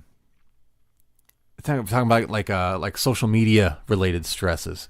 Yeah, I can't remember. Was it your podcast I was just listening to? We were talking about, or was somebody else's? I can't remember what it was. It was talking about the effects of social media. I think it was a TED Talk I was listening to today, and it was just talking about how unhealthy social media was, especially now. As not talking about you and I, where we didn't grow up in the Facebook era. So we know, we have an idea of what it was like prior, but right, the generations growing up in it, and that's all that they know, right? And they've programmed and developed this culture of needing these like responses and that's a level of stress that, even though I'm on Facebook now, it's different for me because I'm away from it. I can pull away from it, but they've grown up in it. It's a requirement now almost. Right. So that's another contributing factor to, I think, what you're saying is at least triggering these allergic reactions. I think so. I mean, I deleted Twitter from my phone because it would get me overly worked up about right. I'm also not saying that anyone should necessarily stick their head in the sand and not pay any attention, or I'm not trying to say hey, just relax, everything's gonna be fine and dandy. I do think that there are reasons to keep up with the goings-ons in the world and keep up with politics and whatnot, but I do think that it's hard to regulate the appropriate response to these things. I know I think about this stuff all of the time, and I try to remind myself about this stuff all the time, and I still find myself hopping on Twitter and getting angry and tweeting angry reading a few tweet. Like I'll read through. Like I look for it too. If I go through my Twitter feed, there's like some fucking compulsion in me. Like, okay, I guess that's a funny joke there. Okay, that's kind of interesting. But I haven't seen anything that gets me fucking fired up yet. You know, it's like this, like I want to get mad, like I don't consciously want to, but why can't I stop searching until I see some tweets about what fucking Trump did or whatever, the new, like, the right did this or the left did this or this celebrity did this and that. And like, I can't just like check in, see a few amusing tweets and be like, oh, that was a nice little trip down to Twitterville. I need to like really experience this visceral, and I mean, I think it's because you feel something and it's so strong, it's so salient, and I think that there's something very addictive. Oh, there definitely to is. That. When I started my my weight loss thing, it was in November of 2016. Part of it was I left Facebook too. I all social media, I just stopped everything. Yeah. So I was off Facebook for 9 months. Yeah. And that was, dude, it was amazing. I know. I don't have anything on my phone. After those first couple of weeks, I was more productive. I was happier. Everything else. I'm back on there now, and because I'm back doing comedy again and back doing podcasts again. So I feel like I kind of need this as a tool to push both. But I'm not doing it near as much now. I'm on it less, but it's an amazing when you get off of it and you kind of detox from it. It's amazingly different. I know. I've had to go on more with this launch of my new show, but now I find myself kind of obsessively clicking. Like, how many people are liking this post? It's again. These are like, this is a valid concern. I need to get X number of butts in the seat to have a successful show for this to be a sustainable project, to understand if it's going to be marketable in other places, and to know if this is like something that I can pursue, or if I got to go back to the traditional comedy club stuff more. And it's all legitimate, but a lot of times, you start with that legitimate concern, and the actions that you have go so far beyond what is justified. In this case, the clicking and the refreshing of pages, like it's not making more likes appear on my page by me doing that. It's not helping me come up with other creative marketing ideas. It's not helping me. Not helping me write better jokes for the show, so people that do show up love it and want to come back. That dopamine blast. The single most important thing to do. And so I think understanding these things, I think understanding what exactly our emotions are, which no one actually knows, but having a sense of what our emotions are, which are evolved motivators meant to drive behavior, just like thoughts are. There's really not any difference in the brain between a thought and an emotion. That's something that's people compartmentalize, but they are doing the same thing. It's the feel of it is very different. The feeling between a thought, but they're both trying to get information to you. You have a little voice in your head. You have an idea. That's not really much different on a level of having a feeling, having an intuition. It's the same sort of thing. So knowing that, when you're as people talk about mindfulness these days, not just being more mindful of what you're experiencing, whether it's anxiety or joy for that matter, but why you're experiencing that at that moment, can help you understand if that is appropriate. You know, I quit smoking a while back, and I had to, and it was kind of like a totem for it, because I you know, sometimes I learn so much about this stuff. I'm like, well, how do you know which end is up and down? You know, this stuff is we are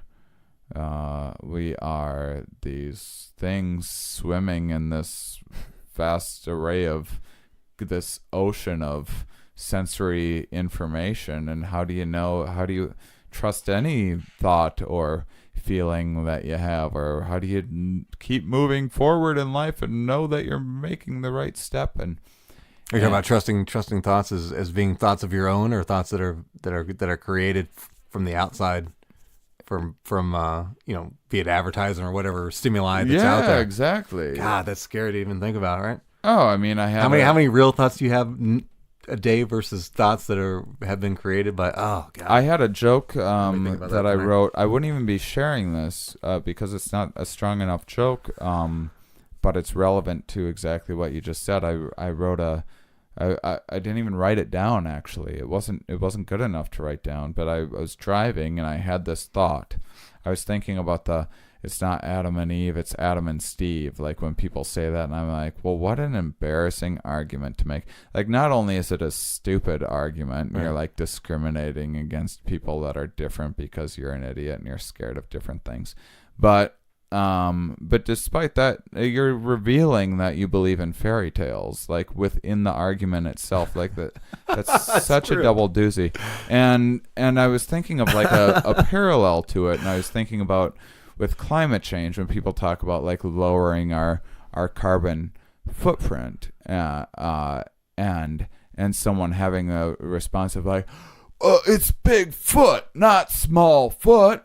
And then about a minute later, I saw this billboard for this new movie, Smallfoot. That's on Pixar or whatever. Right. And I'm like, did I manifest this with my mind? Am I living in a simulation? What's going on?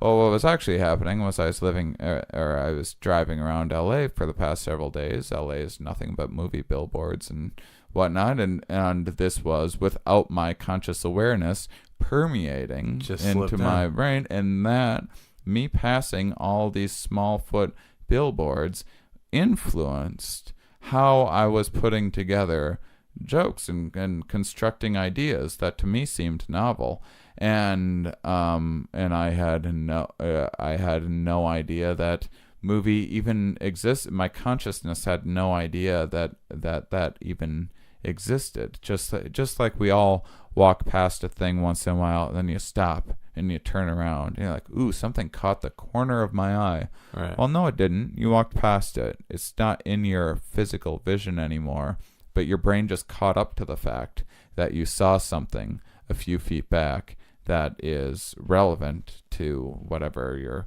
shopping for your lady or something like that. You walk past a window and oh, there was a necklace that caught my eye, and you go back and look at it, and these are things that like if you, maybe your anniversary is coming up, so you're more apt to turn around, but if your anniversary wasn't coming up, you would keep walking, but you saw the exact same thing. Your vision, that necklace, entered your visual system and entered into your brain in the exact same way. That same information entered it, but then it's within this context of whether it pops up into your consciousness or not, and you're aware of it.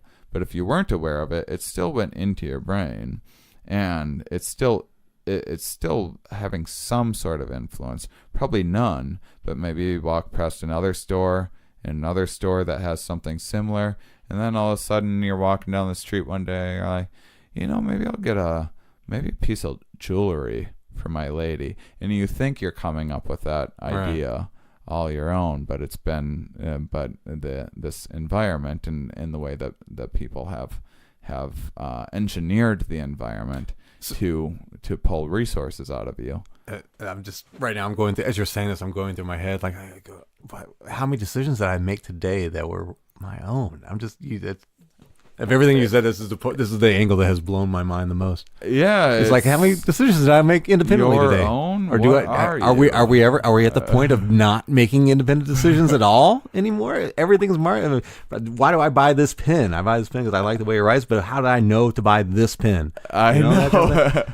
That That's exactly, and that's when that's when this stuff all of a sudden kind of the semblance of reality can kind of deconstruct a little bit, and it can be a little overwhelming for people. It's certainly been overwhelming for me. I've had a number of existential crises in in my life, especially learning more and more about this stuff. And the reason I bring it up is because of the totems that I have found are these kind of like knowing what's real and what's not have usually been negative thing. Like I can consciously figure out a time in which I know my brain is lying to me, and I use that as a reminder that my brain is always lying to. So I use that with cigarettes. Give me an example. I did that with cigarettes. Okay. So cigarettes, you have you have your first cigarette, you get this fantastic buzz. Okay. And this is this reward, and you have another cigarette and you get this fantastic buzz again. And you know what? You're 16 smoking cigarettes. Guess who looks pretty fucking cool too. and so now there's this is now kind of this social strategy. You might not be consciously thinking this. In fact, you're probably not. But you are thinking, hey, these things feel good, and yeah, we all kind of like to visualize ourselves and how we look to others, and I kind of like the way that I look with a cigarette in my hand. I look kind of like badass and stuff. And then you get older, and now you're smoking a pack, 2 packs a day. Now you find yourself, and instead of getting a buzz, you don't ever get a buzz anymore. You just get a craving that you need. You need your fix. And now, rather than looking cool, you're kind of like hacking up a bunch of shit and grossing people out. And you kind of, this is like you go on a date or something, and this is actually kind of a deal breaker. This is taken. So this is actually the opposite of where you originally started these. At first, it made you feel good, made you look cooler. Now makes you feel bad, makes you look not cool at all. Right. And so, but you have this habit that's formed, and you need this cigarette. And I remember thinking, this is like a lighthouse to me. Like every time my brain goes, you need a cigarette, that's just this reminder that this is this erroneous strategy that is now like maladaptive for my modern life, my environment that I'm in. This is not benefiting me in any way. And the stronger that feeling is, the more of a reminder that is that so much of our lives, much of our impulses are complete lies. And what that did for me was it created like a little bit of space in my decision making. So rather than, and no one does this perfectly, but they talk about this a lot in meditation, rather than acting on certain emotion, or you have a thought spring to mind and you say it right away, or you have I get a little anxious, and maybe I want to like yell at a driver on the road or something like that, and I come up with reasons to justify why that person's driving wrong, even though I'm just anxious and I'm running late and I'm in a hurry, and this is my shit that I'm projecting on other people. It creates that questioning that can be very overwhelming, absolutely, of like, what the fuck is going on, and how do we know up from down. But that questioning does create at least a little bit of space, and that little bit of space is what has separated humans from many of the primates, and what's helped elevate our status and helped us form all of these technologies and these wonderful modern advances, is that we do have a little bit of self-control over it. It's not great. It gets worn down really quickly, but it is like a superpower compared to, like, you might, you're trying to lose weight or whatever, you might break sometimes and have the cookie when, and there's healthier choices you can make. You know what is never turning down a cookie? Any other fucking primate on Earth. You put a cookie in front of any other primate on Earth, and they're eating that fucking cookie. They're not thinking about, like, oh, is this good for me? And so this is what humans do really well. This is what makes us special. And so this questioning and this uncertainty that can lead to a little bit of panic, can instead be repurposed for a tool to create just a little bit of space in our decision making. At least that's a very, like, hopeful, wishful thought in our view. Well, that was going to be kind of like, if there was going to be a closing idea here, was, and I don't know if you've thought about that or considered it. If, speaking of, the evolutionary idea that this is an allergic reaction. Yeah. Have you thought, say we ramp up the speed of evolution 10,000 years? Have you thought about where we're going with this? I mean, I think that we need to. I think that we need to, as individuals, do all that you can to increase neuroplasticity and to get more comfortable in more environments and more comfortable with change and put yourself out there more. I think people need to. I think so people now, there's like these probiotics for allergies, or people actually, I saw some guy on 20 years ago that had all of these allergies, and so he went to like some third world country and walked around barefoot in the trees and like gave himself worms and stuff like that, and those worms, when he actually had a threat, his immune system had to focus on the actual real threat, and all of his allergies went away. This actually happens to pregnant women as well. Pregnant women don't have the same allergic responses because there's like, shit just got real. There's a life inside of me, and the immune system actually has to be dialed down during a pregnancy. Otherwise, the immune system will attack the baby inside because it's a potential foreign threat. Oh wow! And so there's not as much allergic response. So if you want, is postpartum depression, is that a psychological component of that? Is that? I don't know enough about it. Yeah, I was just curious. That's. I mean, depression seems to be about assessing your path toward the future, and you just went through this big life change. Depression seems to go along with transitional moments in life.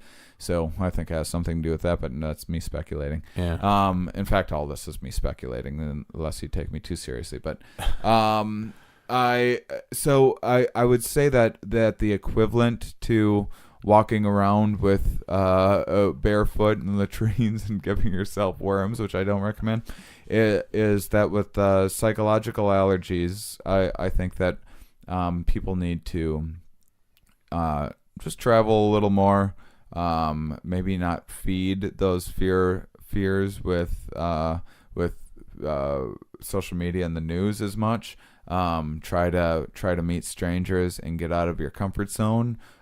Just a hair out of your comfort zone, because then when you do that, you might be bad at it at first, and this is how, because we're all bad at everything at first. And when you start anything like rock climbing, for example, which I do, everyone is bad at rock climbing at first, and then you get better and you get better and you gain experience and you gain mastery over things, and so you can expand what you are capable of and what you have mastery over.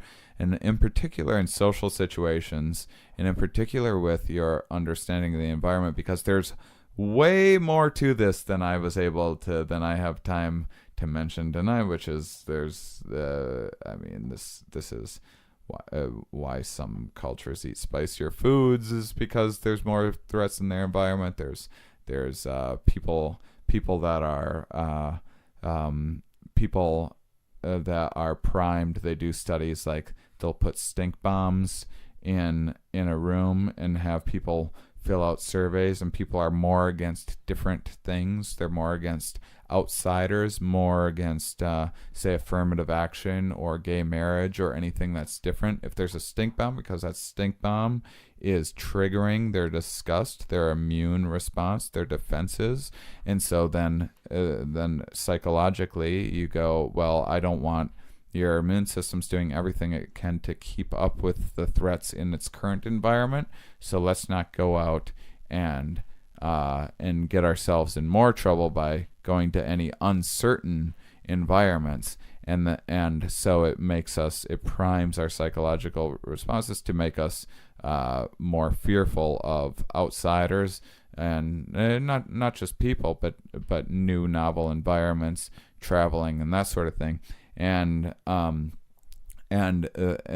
this is kind of what's happening is people get set in their ways. They don't leave their hometown. They don't go out much. They get their information about the outside world from a box on the TV that is bidding for their attention through fear tactics, and it's creating, and people are boxing themselves in, and they're closing down more and more, and the world seems scarier and scarier to them as they box themselves in more and more, because they're not actually going out there. If you go out there into the world, you'll see that it's not as threatening as what your psychology is priming you to perceive. And so that's the single greatest response that I can see anyone taking action, is just being aware of this stuff and taking a few chances to get yourself out there and get a little uncomfortable, so that your brain can perceive a few threats, a little bit of uncertain. And by threats, I just mean uncertainty. You go to a new restaurant with food that you don't know, that's going to be a little uncomfortable for you, and that's all. And then it just feeds your system and goes, oh, okay, that wasn't so bad. Right. That wasn't as scary as I thought. I tried something. Okay, maybe it wasn't my favorite thing in the world. Wow, it's a small thing. Your brain perceives it as a successful, thing. A successful encounter with a potential unknown or threat, and now you build some confidence, and you build, and the world doesn't seem as chaotic because you've explored more of your environment, and so you now have a mastery over a little bit more of your environment because you went out and did that. So yeah, I would say that's the best. So I mean, I think that things could change really quickly. Things have changed quickly, and just from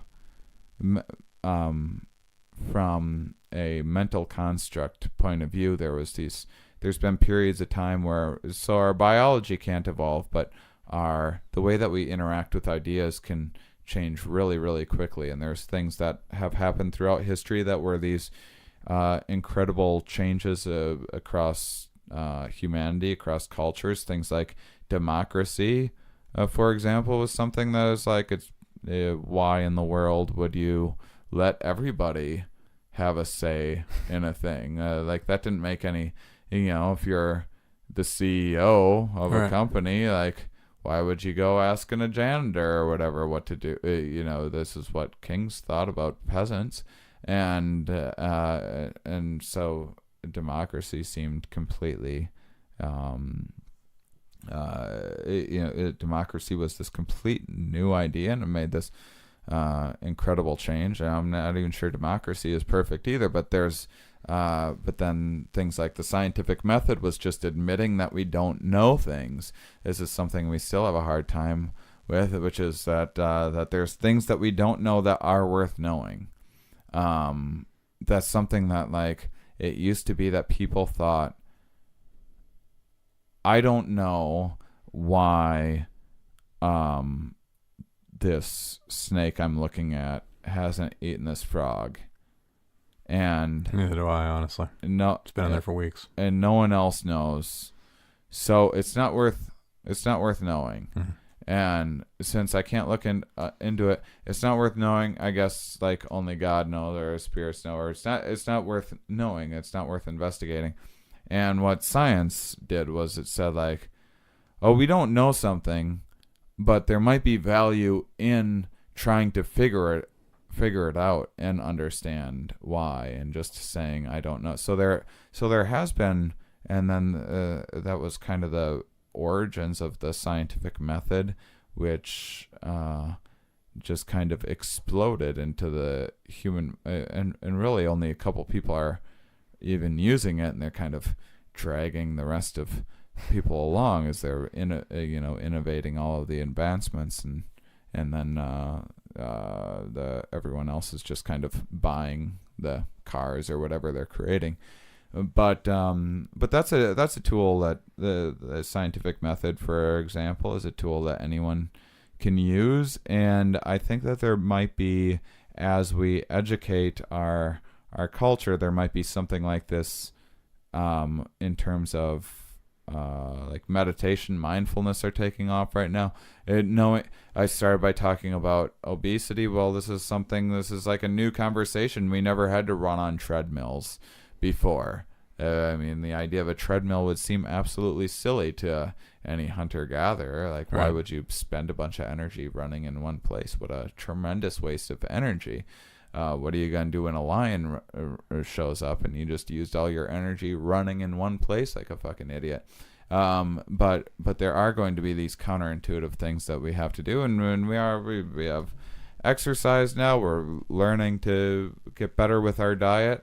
This forces changes within cultural norms. It might be that 10 years from now, fast food is the healthiest thing that you could eat on the planet. It might, because culture might decide we're only eating healthy things from fast, or there might be one fast food place that pops up that's really healthy, and this becomes the most popular fast food place there is, and all these other fast food places follow suit. These things can actually happen really, really quickly, and I'm hopeful that they will. I mean, I think the whole point of what I'm trying to say is people are panicked way too fucking much, and the real problem with that is that when we have the short-sightedness, the tunnel vision, when we're having the stress response, what you're missing out on is opportunities, and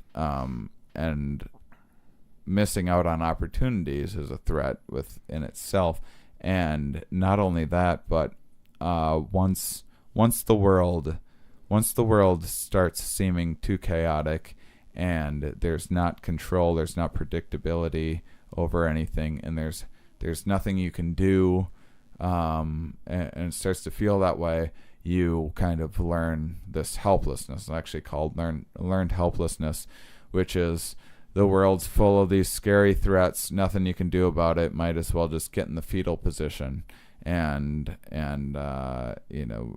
hide under your blanket or behind your gun or whatever else, however you respond to it, and not try to seek out any opportunity. It's all that we can do to stay alive right now.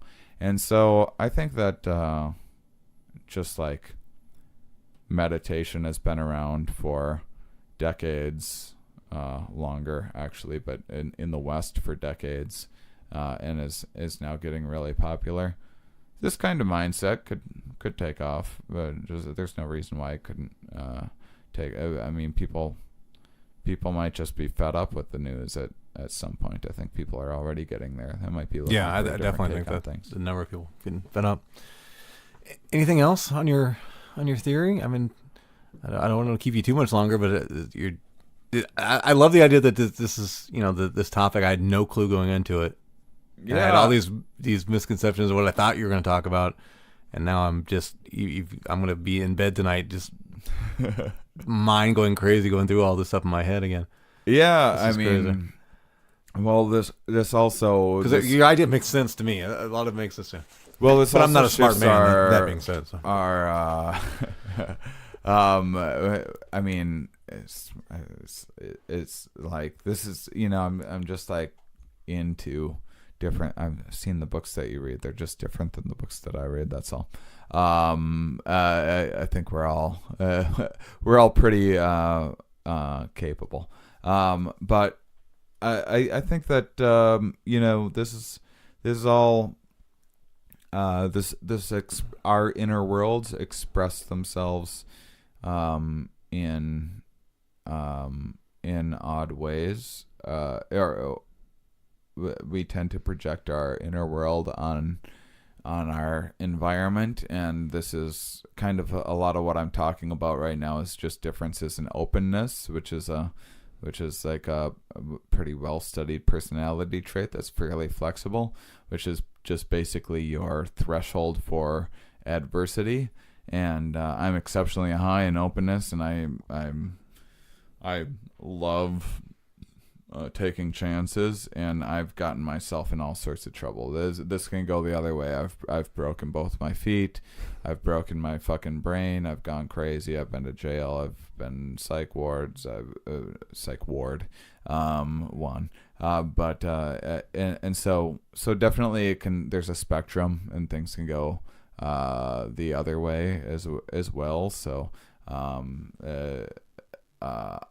maybe a little too carefree, but these are also the single greatest predictor of political beliefs. Is you can just ask people, instead of asking people about their political views, you can ask them how much they like travel, how much they like new foods, novel foods, and how they rate on those answers. You can form a pretty accurate prediction on what their political views are, which is if you are low in openness, then new things are very scary, outsiders are very scary, and anything new, no thank you, anything unknown, and there's nothing more new and unknown than the future. And so the future seems very scary, and you don't want to think about that. In the past, you already made it, so you kind of want to stick with what you know. And so wasn't that great? Can't we just make it great again? And so this is to me, I mean, I think that there are people being manipulated by fanning these fears. If you see, Donald Trump uses a lot of language to not to focus on Trump. There's throughout human history. It's just this is what we're experiencing right now. He talks about filthy women, or so this is triggering your disgust response. He's not smart enough to know this is what he's doing, and this is just something that he's tapped into that he knows told him to say it. Works really well. And he's probably also dying, and so he's kind of perceiving the world as in this way. Draining the swamp, and like bleeding out of her whatever, and all these triggering this disgust response, and if you look at the origin story of those if Donald Trump wouldn't have popularized this idea that a black man who is president was born in a different country, not only is this different colored person a threat to us, but he is also from a different place, a different nation. He is an outsider. He is an outgroup. Outgroups are scary, and we can prove that he's an outgroup. And if it weren't for that conspiracy theory, which we all, it's a fact that Obama was not born in the U.S. I mean, it shouldn't even matter if he wasn't, but it's a fact that he was born in the U.S. If it weren't for that conspiracy, he wouldn't be president today. And now, if you look at his views on climate change, that he has a long history of saying these are a Chinese conspiracy to make it so these outsiders have made up this lie to trick us, because these outsiders are going to outcompete us, and we need to embolden our military. We need to go to space. Now space is a threat. Let's attack space. It's just threats everywhere. Everything that's different, everything that's outside, different countries are. We haven't even found the enemy out there yet, but we're gonna. We need to get these colored people that are in these inner cities. We need to get them in jail. You know, there's these Muslims are all terrorists, every one of them, and this is what he ran on. This is what has been triggered, and these are there's going to be more people than Donald Trump out there playing off people's fears. So everyone needs to wise up in a hurry, because otherwise you're getting scammed. And there's plenty of liberal new agey fucking horseshit out there as well. There's plenty of cleanses and detoxes and fucking horseshit diets and everything else, and everyone is biased and wrong in their own ways, but in terms of prioritizing the things that I'm talking about, of people having like a deeply allergic psychological threat that's causing chronic stress and is leading to obesity, higher rates of heart disease, the things that are actually killing us. I would say it's those issues of targeting people that are already low in openness, worried about their jobs or whatever, probably rightfully so, probably in the South, because there's more parasites in that environment down there where it's warm, and there's more mosquitoes and bugs and that sort of thing. That's why they eat more spicy food, because it's antimicrobial. No one knows this. This is just how we evolved. And these are the people that are going to be the easiest marks for fear-mongering, is people that are already feeling a little vulnerable. And they might not seem very vulnerable because they'll present themselves, most people lead with their masks and their insecurities. And so they're tough, and they're like gonna protect, and our defense is very important, and we need to attack, and we need to be aggressive, and we can't show weakness. I would also assume those people easiest to whip up, to get the emotional responses from on anything. It's the easiest to play to, yeah. Absolutely, and so that's why I thought that's the only, back to Trump, that was the only brilliant thing he did was because that was everything he said is a conservative message that's been there forever, but he just made it so accessible, and just dumbed down the wordage in such a way that it's just, that, oh, he sounds like us type feel. Yeah, I guess if you're like a fifth grade mentality. Well, and sadly, there's a big voting block of fifth grade mentality, larger than we ever realized. Yeah. So it is, and I hate to turn things political and fearmonger and everything else, but fearmongering. Yeah. But fearmonger, yeah. But I think that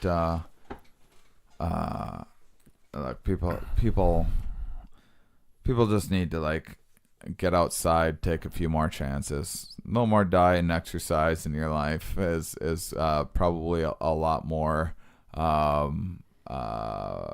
healthy for you than feeding your fears with the 24/7 news. Yeah, definitely.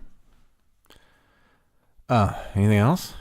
No, I don't want to cut you off, but no, that's my life's work. That's all you got. That's all you did. Dude, it's fantastic. I appreciate the time that you gave, and I definitely feel like I've learned something. Though I've got a lot to worry about tonight, so that's good. Well, The message is about not worrying, maybe. Well, Maybe some meditation. I usually do the opposite of the right thing to do. Yeah. But your overall message does make sense. And to add on to what you said about the moving around, it's weird. The last few podcasts, some people I've talked to, I talked to a kid who just won Acme's Funniest Person. He was in here, and he's from a small town in Wisconsin as well.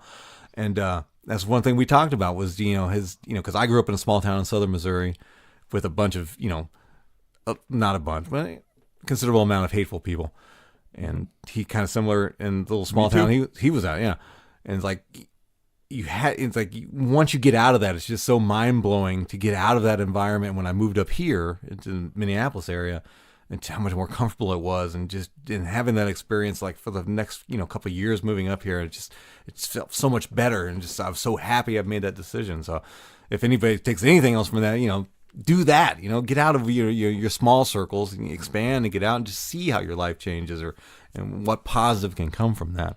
Yeah, I think that's a really good message for all of us too. So just travel a little more. Yeah, as much as you can, or even within your city. I mean, travel around different areas within your city and talk to different people. Yeah, if you don't know where to start, just go to ShaneMauss.com. Look at my schedule. You could travel around all the cities I'm going to. Follow him every show. Check out all my shows. They're all different. It's all different scientists and comics on there, so you won't get bored. I'll give you some tips of things to go and see. Definitely. I think that's a good idea. Tour book. Does that show that is with the idea of maybe eventually being a television type show? Yeah. As well? Okay. Yeah, that's the idea. But, we'll see what happens. That'd be interesting. Well, Baby cool. Steps. Cool. Well, thank you for coming in. I appreciate the time. Thank you. Right on. Well. There it is. Was your mind blown as much as my mind was blown during that episode? Yeah, that was definitely probably not what a lot of people were expecting. When you see a podcast episode floating around and says, "Hey, it's Shane Mauss." I don't know, or maybe because you're a regular listener of his podcast, maybe you did expect to hear that. But if you're just a passive comedy fan and you only know Shane from his stand-up, maybe you didn't expect that. But again, like I said in the beginning, that was exactly what I'm trying to capture with this podcast, especially when dealing with other comedians. It's just to try to find something a little bit deeper, a little bit more, and show comedy fans or potential comedy fans, a different level of the comedians that they like or will end up liking because of something about them that grabbed their attention. And hopefully this is it. Now, if you're a regular Shane Mauss, fan, you probably have grown accustomed to that with this podcast. Here we are, or whatever.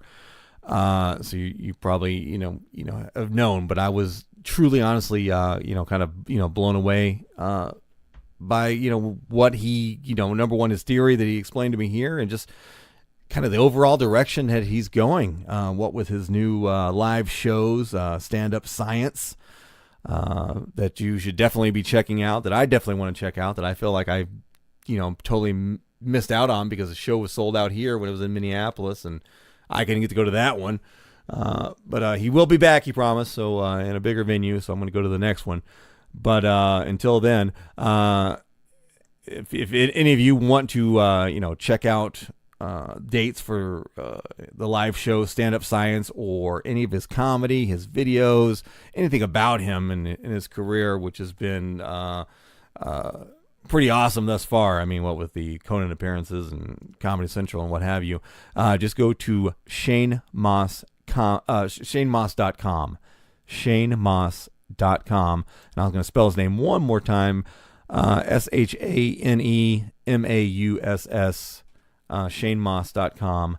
Go there and you can find links to where to go, where he's going to be at with the live show, Stand Up Science, any future comedy dates, and also links to videos and all that cool stuff, as well as his own podcast and the whole 9 yards. So definitely a huge thank you to Shane for taking the time to come in there, because he's an awesome stand-up comedian, and he's been on the Rogan podcast and Mark Maron podcast and all these TV shows, but he still made time to come in here to my humble little bunker basement recording studio with me and my dogs and my snakes, and tell me about his theory about human allergic response to weaponized world and blow my brains out.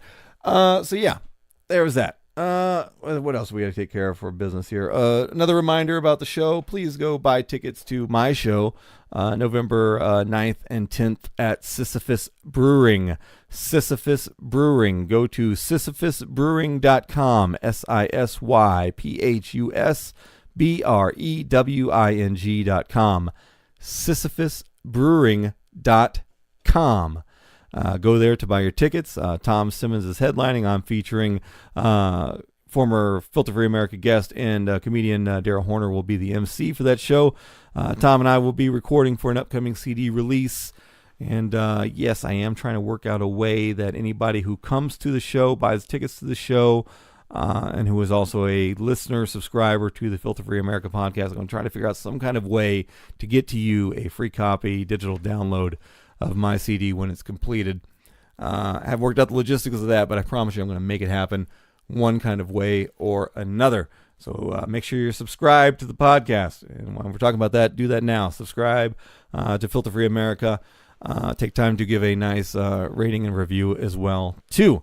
Thank you to the sponsor yet. If I've not, thank you again to simplewebsite.us, simplewebsite.us, simplewebsite.us. That's the place you need to go if you're considering building a Squarespace website. You go there, they will help you. They will help you a little bit, a medium amount of bit, or a whole lot of bit, and build a website for you completely. Or, like I said, just get a little bit of help. Whatever. That's what they do. That's their forte. They're experts at it.